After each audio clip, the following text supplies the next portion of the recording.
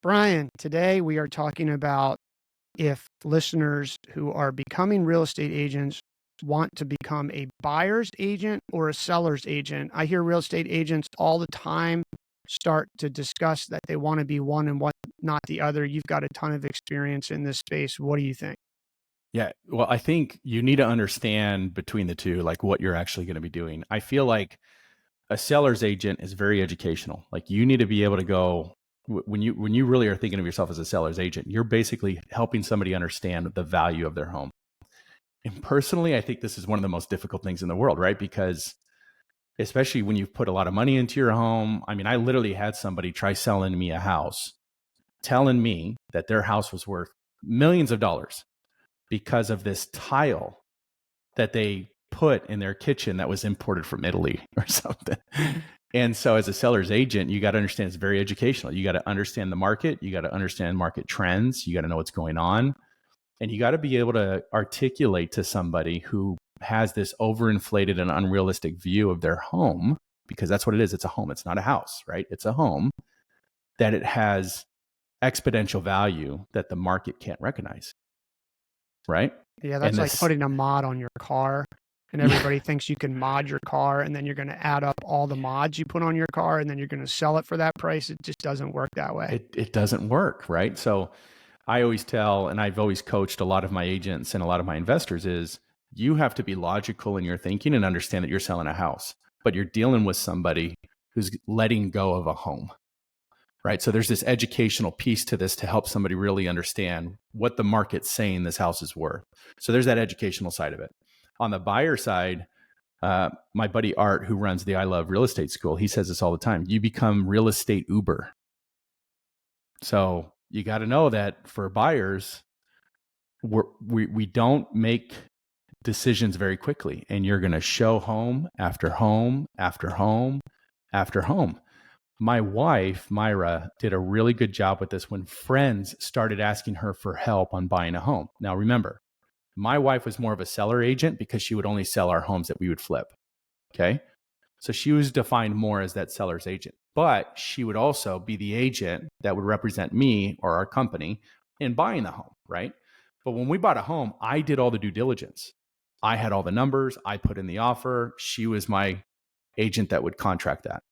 So what she did with friends, she would say, give me the specifics and I'll send you specific. And we will not go see a house until you've truly identified the neighborhood, the home, everything, because she did not want to drive somebody around forever. And so it's a balance that you have to have as a buyer's agent, at least from what I've seen in my experience. Are you okay driving somebody around all day, every day, every single weekend, or at the drop of a dime when they want to see a house? Or have you built enough kind of respect or rapport in your business to say, I will find you the house with the specificities that you've given me, the specifics, and we'll sit down and talk about it on paper and then go see the homes that you specifically want to see for that specific purpose to move in. So they're two different roles, but if someone's now deciding based on sort of the progression, they've come through school, they've done an apprenticeship like we talked about in the previous episode, and now they feel like they have to make a choice. Do you think they need to make a choice, or do you think they can be both at once, or where should they really start to focus now moving forward in their career as a real estate agent? Yeah. So personally on that type of question, I'm a big believer in don't niche yourself. Like you should always look at every way possible to make money. And so as being a licensed agent, I would look at both being a buyer's agent and a seller's agent just to leave my doors open in that if somebody calls me and says, I need to sell my home, I don't want to say, well, let me hand you off to my seller's agent because I'm a buyer agent. However, and people can have their opinions on this. It's going to come down, I think, to where you feel most passionate about. Real estate is about relationships. And there's going to be people that just love that process of helping somebody find a forever home. And I've met agents that have this niche of just like loving that process of helping somebody picture in their head where they're going to live, the kids they're going to have, the memories they're going to build, right? Because it is an emotional thing. And then you also have other people that love being able, that are very analytical. They love looking at markets. They love looking at the numbers. They love analyzing things and helping people understand the true value of the home they have in comparison to what the market is telling them, and how to position that properly on that market to get maximum dollar. A good friend of mine, Steve Budzik, out of Illinois, he runs a real estate brokerage called Eye Candy Realty. He started a program, which I thought was phenomenal, called a Fix and List. He's an investor and a real estate agent, but he has a big team behind him. And he can go in, and a person says, I want to make top dollar to my house, but it needs some work. He'll do the work for them. It's pretty interesting. He puts a cloud on title, right? He puts a lien on it for the work that he's going to do, because you don't want to get into this HGTV love it or list it type thing, right? So he fixes it up, he adds value to the home, and then he sells it. And so he helps people through that process of making the maximum amount of money off of the home that they have by adding some features to it or painting it up, fixing it up, and then listing it. And then he gets to share in that profit, Brian? Is that how that works? Well, he's the agent that lists it. So he'll bring in, it depends on the situation. He's done it where he's brought in his own money and his own contractors, but he puts a lien on that he puts a lien on title that says basically when they go to sell this house, he gets paid. Got it. And then when he does sell the house, he gets his commission, plus he gets his management fee from doing the work. But it's still an upside to that homeowner because they've made way more money than they would have in its current condition. So for a seller's agent, again, from my experience, and that's what I'm coming from, these, the years of dealing with them, both with my wife and others that have sold our properties, is this analytical mind. I feel they have more of an analytical mind to understand numbers, understand the market, see what's going on, market trends, to be able then to go in, sit down, educate a homeowner to let them know, I know you want to sell your home for $5 million. In Illinois, South Side, that's a 3-bed, 2-bath, right? But we're not in California and you're not in Silver Lake. Unfortunately, location is everything, but your house is really worth $250,000. And to be able to help somebody walk that line and understand the value, to then agree to sign that contract and have them list that house, I think is another passion that somebody has to have in that educational piece.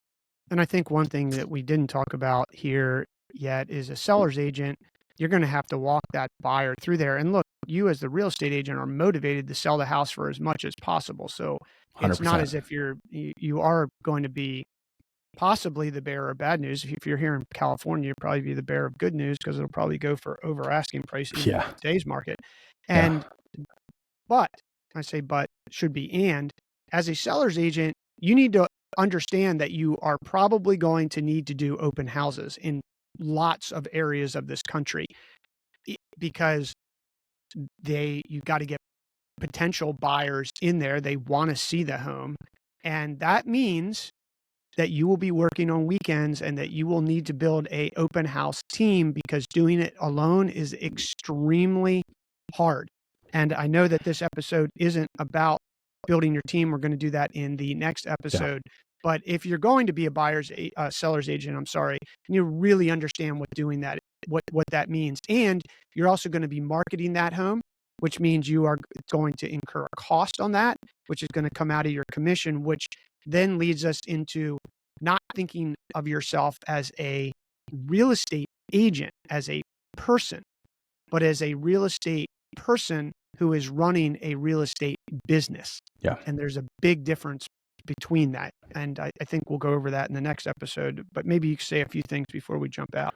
Yeah. The other thing about the seller's agent. So I would say first and foremost, I'm a little biased on this, right? Because I'm an investor first.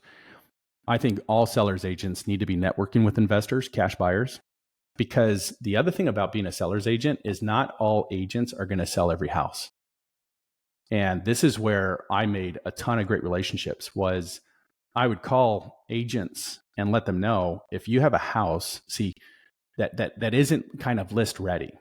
Agents want to put their face in front of a house that can sell fast because that helps them in their marketing, right? Sign went up, sign came down.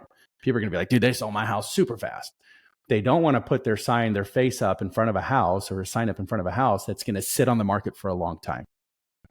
And so as a seller's agent, it's another thing you need to think about is how fast can you sell that house, because that works in your favor as being an agent that can execute on a business plan for that person to make them money and get them moving on where they need to go. like get them moving on to the next house. And so I would say for sellers agents, especially if that's what you're going to be, that's the road you want to take. Definitely network with cash investors and network with them in a sense of understanding their business to then help both the seller get what they want and the investor get what they want without really offending anybody, because I'm telling you, people are going to get offended. My offers a lot of times were so low. I had my own agent say, Brian, I can't tell them that. And I would just tell them, listen, it's just an offer. It's what the numbers say. Just give it to them, because we don't want to assume anything, right? We don't know the person's, standing on everything. So just give it to them. If they say no, no hard feelings on my side, just let them know this is where they're at for a cash buyer, and then continue onward and try to see if you can help them get the money that they want. I think summarizing, I think it's good if you're just starting out as a real estate agent to try both. There's not one good or bad. They're a little bit different. You can be both. You're not going to be both by yourself, which we're going to talk about in the next episode, is thinking yourself as a business owner, and then the other episode, building your team and who you need. But try both, see which one you like. Both of them effectively make the same amount of money in the commissions. So you need to decide how you want to spend your time. And if you decide to do both, you are going to need to build a team. Any last things that you would say about this? No, I would just say really think about it ahead of time. Try not to fall into somebody else's plan like anything. I think when we get into the aspect of running this more as a business versus a person, we're going to talk more about being clear on your vision and understanding how you're going to execute on those goals and that vision to be able to get the ultimate outcome that you want. Brian, this has been awesome. Hey, listeners, thanks a lot for listening. Check out the show notes. You can reach out to Brian, follow him on social media, me as well. And we'll put all that in the show notes. And if you have any questions, please write in. We have a contact email in the show notes that you can reach out, and we will read your questions on the air and give you some answers, and we'll email you back to let you know when we're doing that. Hey, Brian, thanks a lot. We'll see you in the next episode. Thank you. See ya. Bye, everyone.